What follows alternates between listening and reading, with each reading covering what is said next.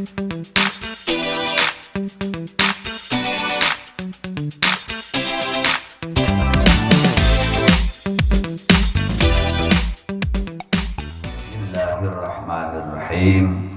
Alhamdulillahi rabbil alamin.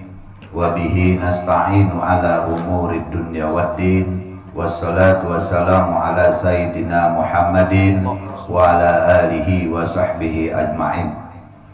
Allahumma rabbi israh li sadri wa yassir li amri wahlul 'uqdatam min lisani yafqahu qawli, amma ba'du. Puji teriring syukur tentunya yang telah kita sama-sama panjatkan kehadirat Allah Subhanahu wa Ta'ala melalui pembacaan tahlil tahmid yang mudah-mudahan semua yang kita baca tadi menjadikan satu jalan untuk mendapatkan taufik serta hidayah daripada Allah Subhanahu wa Ta'ala. Dan juga salawat dan salam yang telah kita sama-sama bacakan tadi melalui pembacaan Maulid Tiba, yang mudah-mudahan salawat dan salam kita dilimpah curahkan kepada paduka alam Nabi ya wa habibana Nabi Muhammad sallallahu alaihi wasallam beserta para keluarganya dan juga para sahabatnya dan juga sekalian para pengikutnya hatta yaumil qiyamah. Jamaah hadirin sekalian, wabil khusus Ketua Majelis Taklim MT Irbamin Al-Ustadz Yayat, Ustadz Komarudin, dan juga para asatid lainnya, Ustadz Deden, Ustadz Nemit, seluruh kepada para jamaah sekalian.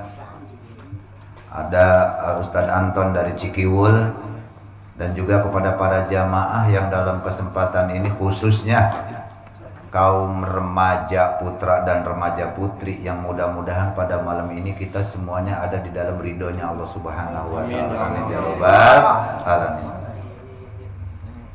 Alhamdulillah di pada malam ini kita masih seperti biasa masih diberikan kesehatan oleh Allah Subhanahu wa Ta'ala. Di samping sehat jasmani dan rohani juga kita masih diberikan kesehatan iman, kesehatan Islam, sehingga kita masih dapat bersama-sama kumpul dalam rangka menuntut ilmunya Allah Subhanahu wa Ta'ala, yang mudah-mudahan dengan hadir dan datangnya di majlis talim ini sedikit kita dapat mengetahui permasalahan yang berkaitan dengan ubudiyah, dengan ibadah kita kepada Allah Subhanahu wa Ta'ala. Di dalam hadis Rasulullah sallallahu alaihi wasallam, bismillahirrahmanirrahim, wa qala Nabi sallallahu alaihi wasallam, telah bersabda baginda Rasulullah sallallahu alaihi wasallam, khoslatani, ada dua perkara, la syai'un abdulul imanu billah, la syai'un, tidak ada sesuatu perkara apapun, abdulu, yang bisa melebihi keistimewaan dari dua perkara ini.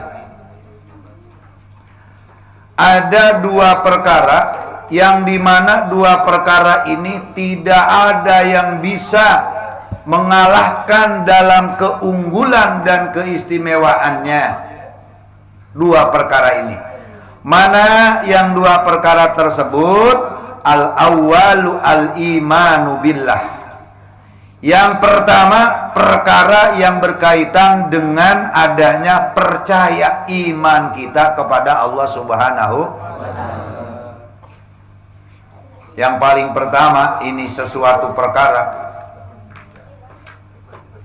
keimanan kita kepada Allah Subhanahu wa Ta'ala yang sudah ditumbuhkan dalam diri kita, yang sudah ditanamkan dalam hati kita. Tidak ada perkara suatu apapun yang dapat mengungkuli kepercayaan kita kepada Allah Subhanahu wa Ta'ala. Sehingga dikatakan di dalam kitab yang dikarang oleh Imam Asy'ari, awwal wajibin alal insani ma'rifatun ilahi bistiqon.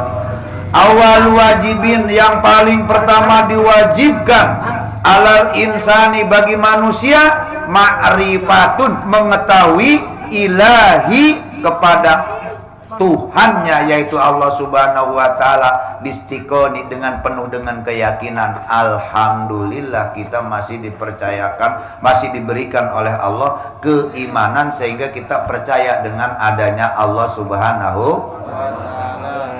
Dengan keimanan yang kuat, sehingga mudah-mudahan iman yang ada pada diri kita ini menjadikan keimanan yang kokoh, sehingga tidak goyah dan tidak mudah tergoda dengan perkara-perkara lain selain daripada urusan dengan Allah Subhanahu.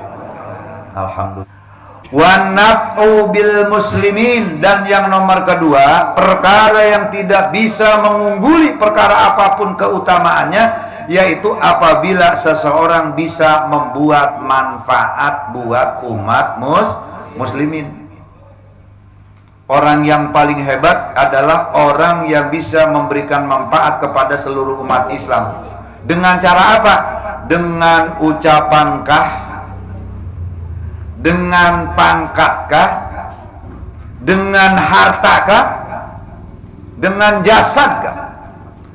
Kemanfaatan yang kita dapat pergunakan buat umat muslimin berbagai macam. Ada yang dengan ucapan, sehingga ucapan kita dapat bermanfaat. Bagaimana yang dinamakan ucapan bermanfaat? Di antaranya kita mengajak kepada jalan kebaikan, mengajak kepada jalan untuk bertolabul ilmi. Ini adalah bagian daripada ucapan yang membawa manfaat. Atau tidak dengan ucapan, dengan pangkat. Yang punya pangkat jabatan RT, yang punya pangkat jabatan ustadz, yang punya pangkat jabatan ketua majelis, yang punya pangkat jabatan manajer dan sebagainya, kita gunakan dan kita manfaatkan pangkat kita ini untuk kemanfaatan buat umat Islam. Dan juga manfaat dengan harta. Ucapan kita tidak bisa membawa manfaat. Pangkat yang ada pada diri kita tidak bisa membawa manfaat. Tetapi kita punya harta. Jadikan harta kita untuk jalan membuat manfaat buat umat Islam. Atau nah ini pantas di dalam hadis Rasul, khoslatani la syai'un abdulul imanu billah wa naf'u bil muslimin. Dan dilanjutkan dalam hadis lain. Tadi itu adalah sebuah hadis, dua perkara yang sangat unggul. Akan tetapi ada lagi khoslatani la syai'un ahbatu minhuma. Ada dua perkara yang mana perkara ini tidak ada yang bisa melebihi keburukannya. Pokoknya udah paling jelek-jeleknya, udah paling buruknya ini perkara dibanding perkara apapun. Yang pertama adalah asyirku. Yang nomor kedua adalah nomor pertama adalah syirik, musyrik kepada Allah Subhanahu. Apa itu musyrik? Musyrik itu menduakan Allah. Kita udah berikrar asyhadu alla ilaha illallah wa asyhadu anna muhammadar rasul. Aku bersaksi tidak ada Tuhan yang wajib disembah illallah kecuali Allah. Wa asyhadu anna muhammadar rasulullah, dan aku bersaksi bahwasanya Nabi Muhammad adalah utusan Allah. Itu janji kita, bersaksi kita, yang disaksikan oleh hati kita, dua kalimat syahadat.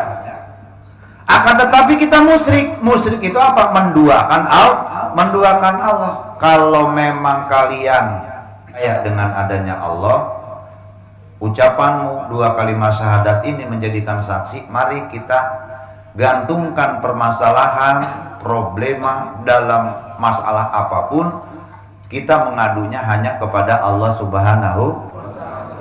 Nih hati-hati nih, karena apa? Ngeri, takut, khawatir kalau anak muda nggak mau datang ke pengajian, anak muda tidak mau datang ke majelis taklim. Satu ketika anak muda tersebut meningkat balik, mulai kenal dengan seorang perempuan, terus dia mulai suka dengan perempuan, belum sampai cinta, baru mulai suka. Apalagi kalau udah sampai cinta, terus cinta ditolak. Insya Allah kalau anak majlis mah cinta ditolak, bukan dukun yang bertindak. Karena anak majlis, begitu cinta ditolak dia cari gurunya, minta tolongnya sama ustaz. Ustaz, ini gimana, saya ada niat sama si Cenot umpama, sedangkan saya baru mulai PDKT aja, waduh itu si Cenot udah juteknya sama saya. Bagaimana Ustaz solusinya? Nah, jadi solusi yang baik itu datang ke guru ngaji, datang ke pengajian. Insya Allah seberat apapun permasalahan kita selesaikannya dengan secara islami. Khoslatan la syai'un ahbasu minhuma. Dua perkara ini tidak ada yang bisa melebihi keburukannya perkara apapun. Yang pertama adalah syirku billah, yaitu yang pertama adalah syirik, musyrik, menduakan Allah Subhanahu wa ta'ala. Musyrik kepada Allah ini bagian dari salah satu perkara yang sangat dibenci dan tidak ada yang bisa menandingi kebenciannya selain daripada musyrik kepada Allah Subhanahu. Dan yang kedua daripada yang dibenci oleh Allah perkara tersebut adalah wadaru bil muslimin, yaitu membuat madarat, membuat sakit kepada umat Islam. Menyakiti orang Islam itu bagian satu perkara yang sangat dibenci oleh Allah, dan perkara tidak ada yang bisa menandingi keburukannya daripada seseorang yang selalu membuat hati orang muslimin itu tersakiti. Makanya kita sesama umat muslim ini jangan saling menyakit. Makanya mudah-mudahan nih jamaah sekalian, kita sesama teman anak-anak majlis tidak boleh saling menyakiti. Salinglah menutup keburukan teman. Apabila kita punya teman kelakuannya kurang baik, tutupin. Justru kita harus memberikan nasihat. Kalau teman punya rahasia, tutup. Jangan pernah rahasia teman dibongkar. Kalau punya teman yang punya keburukan, punya aib, itu harus kita tutupin sebagai anak majlis. Jangan pernah kita menyakiti hati teman, karena itu bagian daripada perkara yang sangat dimurka, perkara yang sangat tidak disukai, perkara yang sangat busuk bagi umat Islam apabila mempunyai karakter dan perilaku menyakiti sesama umat Islam. Mudah-mudahan jamaah hadirin sekalian, dengan hadirnya kita di majlis talim ini, insya Allah mudah-mudahan kita semuanya ada selalu senantiasa di dalam ridhonya dan lindungannya Allah Subhanahu wa ta'ala. Kembali lagi dari bahasan tadi, banyaklah kita memohon pertolongan kepada Allah, dan banyaklah kita memohon dan meminta kepada Allah. Dan dikala kita mendapatkan ujian, hadapi dengan sabar.